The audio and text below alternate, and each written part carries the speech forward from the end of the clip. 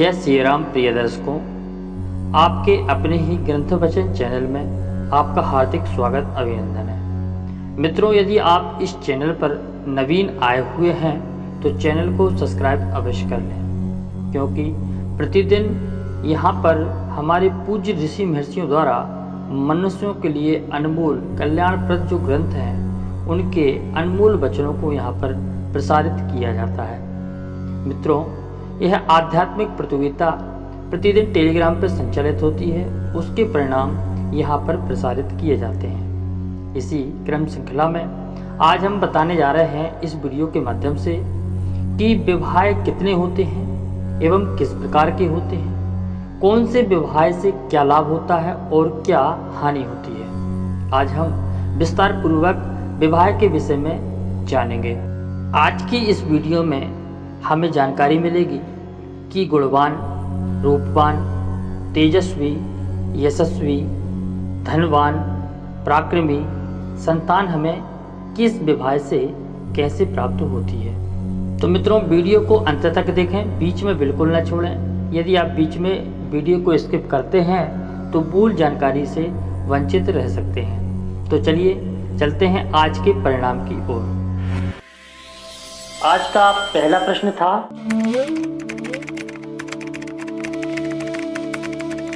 निम्नलिखित विकल्पों में से माता सीता जी ने किसे चंद्रहास नाम से संबोधित किया है?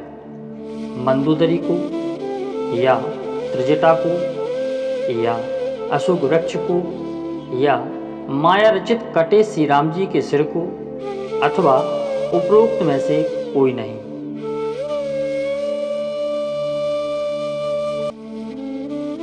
आज के पहले प्रश्न का सही जवाब है उपरोक्त में से कोई नहीं। प्रमाण, चंद्रहास हरु मम परितापम रघुपति विरय अनल संजातम शीतल निशित बहसी वरधारा कैसी ताहरो मम दुख भारा।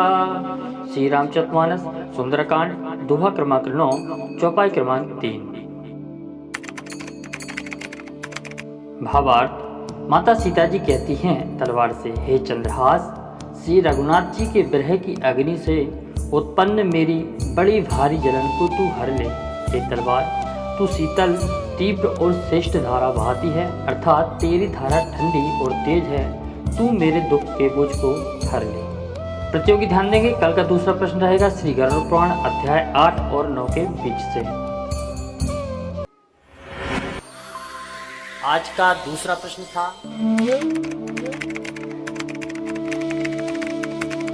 निम्नलिखित विकल्पों में से कौन सा विवाह करने पर उत्पन्न होने वाले पुत्र रूपवान, गुणवान, पराक्रमी, धनवान और धार्मिक होते हैं? असुर विवाह, या गांधर्व विवाह, या आर्ष विवाह, या राक्षस विवाह, या उपरोक्त सभी अथवा उपरोक्त में से कोई नहीं।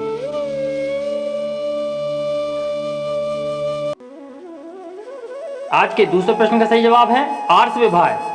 चलिए, प्रमाण जानने से पहले हम जान लेते हैं विवाह कितने होते हैं और किस प्रकार के बतलाए गए हैं। ब्राह्मो देवस्तथा चारसा प्राजापत्यस्तथा सुरः गांधर्वो राक्षसश्चैव पैशाचश्चाष्टमो धमः। श्री भविष्य पुराण ब्राह्म पर्व अध्याय 7 श्लोक क्रमांक 15। अर्थ है, ब्राह्म, देव, आर्ष, प्राजापत्य, आसुर, गांधर्व, राक्षस और सबसे अधम पैशाच, ये 8 प्रकार के विवाह बतलाए गए हैं। कर्म प्रधान समय में हमारे पूर्व ऋषि महर्षियों ने इन विवाहों को 4 वर्गों में, 4 समाजों में विभाजित किया है।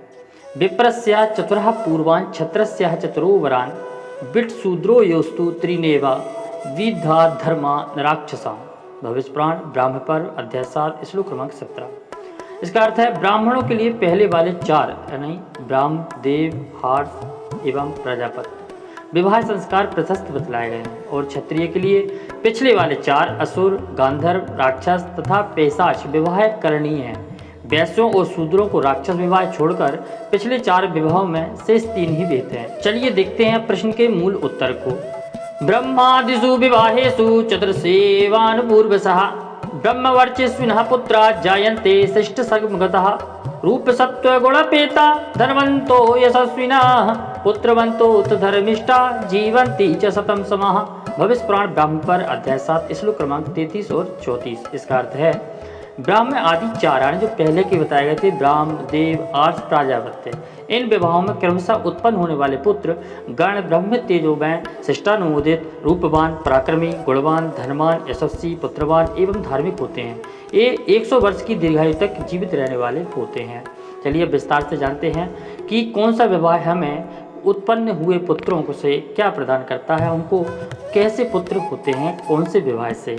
आज हम विवाहों का वर्गीकरण, कौन से विवाह से किस प्रकार के पुत्र हमें प्राप्त होते हैं, इसके विषय में जानेंगे। पंडितों ने पूर्व 4 विवाह को ही ब्राह्मणों के लिए प्रशस्त बतलाया है। राक्षस विवाह क्षत्रियों के लिए प्रशस्त माना है। असुर विवाह वैश्य और शूद्रों के लिए विहित है। इस लोक में क्षत्रियों के लिए 3 विवाह धर्मानुमोदित हैं, किंतु पैशाच और आसुर ये 2 विवाह उसके लिए अधर्म में है, अतः किसी भी अवस्था में इन 2 विवाहों को उसे नहीं करना चाहिए। पूर्व कथित 2 विवाहों को परस्पर सम्मिलित करके अथवा पृथक पृथक करके भी करने का विधान है। गांधर्व और राक्षस ये 2 विवाह क्षत्रियों के लिए धार्मिक बतलाए जाते हैं। चलिए अब जानते हैं 8 विवाहों के लक्षण। पहला आता है ब्राह्म विवाह। श्रुति ज्ञान संपन्न एवं सुशील वर्ग को स्वयं अपने घर बुलाकर सम्मान पूर्वक पूजित एवं वस्त्र से आच्छादित कर कन्यादान करने की विधि को ब्राह्म धर्म विवाह कहा गया है। दूसरा आता है देव विवाह। विवाह यज्ञ के व्याप्त होने पर पुरोहित के विधि पूर्वक कर्म करते हुए ऋतिक कन्या को अलंकार वस्त्राभूषण आदि से अलंकृत कर कन्यादान देना धर्म विवाह बताया गया है। तीसरा आता है आर्ष विवाह। आर्ष विवाह में धर्म पूर्वक वर से 1 अथवा 2 गौ के जोड़े को लेकर विधि पूर्वक दिए गए कन्यादान को आर्ष धर्म विवाह कहा जाता है। इसके बाद आता है प्राजापत्य विवाह। तुम दोनों एक साथ धर्माचरण करो, ऐसा कहकर वर और कन्या को एक साथ रहने के नियम आदि की शिक्षा देकर विधि पूर्वक दिए गए कन्यादान को प्रजापत्य विवाह माना गया है। इसके बाद आता है असुर विवाह। असुर विवाह में अपनी सामर्थ्य के अनुकूल कन्या के बंधुओं तथा कन्या को धन देकर स्वच्छंदता पूर्वक कन्यादान करने की विधि को असुर विवाह कहा गया है। इसके बाद आता है गांधर्व विवाह। कन्या और वर की इच्छा से कामनावश जनित जो परस्पर अन्योन्य संयोग होता है, इसे गांधर्व विवाह जानना चाहिए। इसके बाद आता है राक्षस विवाह। बंधनों को तोड़कर भावनादि को फोड़ फाड़ कर पिता के घर से चिल्लाती रोती हुई कन्या को जबरदस्ती अपने गृह उठा ले जाने को राक्षस विवाह बतलाया गया है। इसके बाद आता है अंतिम पैशाच विवाह, सबसे निकृष्ट विवाह। एकांत में सोई हुई मद से उन्मत्त अथवा प्रमाद से दूषित स्त्री के साथ जो छिपकर समागम किया जाता है, वह पाप में 8वां पैशाच नामक विवाह बताया गया है। हमारे ऋषि महर्षियों द्वारा कुछ कर्म निंदित बतलाए गए हैं, आइए हम उन्हें जानते हैं। विद्वान कन्या पिता को चाहिए कि वह रत्ती भर का किसी प्रकार का शुल्क जमाता से न ग्रहण करे और न लोभवश शुल्क ग्रहण करने पर वह अपनी संतान का विक्रय करता है। अज्ञानवश जो पिता बंधु आदि परिवार के लोग कन्या के कारण मिले हुए धन का उपभोग करते हैं अथवा उसके कारण मिले हुए वस्त्र को ब्राह्मण आदि धारण करते हैं, वे पापी अधोगति को प्राप्त होते हैं। कुछ लोगों ने आर्ष विवाह में शुल्क रूप में जो गौ जोड़े देने की प्रथा बतलाई वह झूठी है, चाहे वह अल्प मात्रा में ही हो या अधिक मात्रा में, वह भी विक्रय ही होता है। वर द्वारा दिए गए कन्या को धन को दान में उन्हें बंधु आदि कुछ शुल्क नहीं लेते, वह विक्रय नहीं कहलाता, क्योंकि उस कन्या के सत्कार में दिया गया है और वही उसके साथ परम दया और कृपा है। इस प्रकार जो मनुष्य ब्राह्मण विपुल यश का अभिलाषी हो, उसे उपयुक्त विधियों से स्त्री को अंगीकार कर श्रेष्ठ धर्म में देश आवास करना चाहिए। कहने का अभिप्राय है मनुष्य को जो पूर्व में 4 विवाह बतलाए गए हैं उन्हीं को करना चाहिए, क्योंकि वह यश एवं धन आदि को देने वाले होते हैं। चलिए देखते हैं आज के विजेता कौन है। आज के प्रथम विजेता हैं श्री अनिल पटेल जी, लांजी तहसील पिपरिया, जिला होशंगाबाद, मध्य प्रदेश से स्वर्ण पदक के साथ।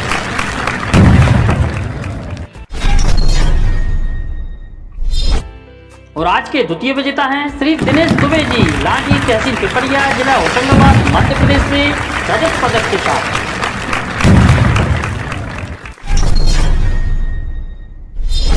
और आज के तृतीय विजेता हैं श्री राजा सौरभ जी, छन्नाकट्टा तहसील गाड़ावाड़ा, जिला नरसिंहपुर, मध्य प्रदेश से कांस्य पदक के साथ। हमारे अन्य धर्म प्रेमी विजेताओं के नाम इस प्रकार हैं: श्री जितेंद्र सिंह राजपूत जी, श्री संदीप साहू जी, श्री राजेंद्र सिंह ठाकुर जी, श्री विनय कुमार ठाकुर जी, श्री कोमल सिंह चौधरी जी, श्रीमती मधु मालवीय जी, श्री गया प्रसाद यादव जी, श्री श्याम दुबे जी, श्री लाल सिंह ठाकुर जी, श्री कालूराम सिंह जी, श्री कमलेश साहू जी, श्री पवन व्यास जी, श्री धनराज चौरे जी, श्री अश्विनी बड़कुर जी, श्री शेखर चौरे जी, श्री अरुण पटेल जी, श्री बड्डा पटेल जी, श्री राजीव कुरुवंशी जी, श्री राजेश रघुवंशी जी, श्री गोलू राजपूत जी, श्री लालचंद्र उपाध्याय जी और श्री प्रवीण राठौड़ जी। आप सभी विजेताओं को बहुत बहुत हार्दिक शुभकामनाएं। तो मित्रों, आप भी इसी तरह आध्यात्मिक प्रतियोगिता में भाग लेकर के अपना ज्ञान वर्धन कर सकते हैं। आइए हमारे इस वीडियो को लाइक करें, शेयर करें एवं हमारे इस चैनल को सब्सक्राइब करें एवं बेल आइकन को दबा करके ऑल सेलेक्ट करें। तो मित्रों, चलते हैं। जय श्री कृष्ण। हाँ, तो कल मिलेंगे अपन इसी समय पर, ठीक इसी समय पर। जय श्री कृष्ण।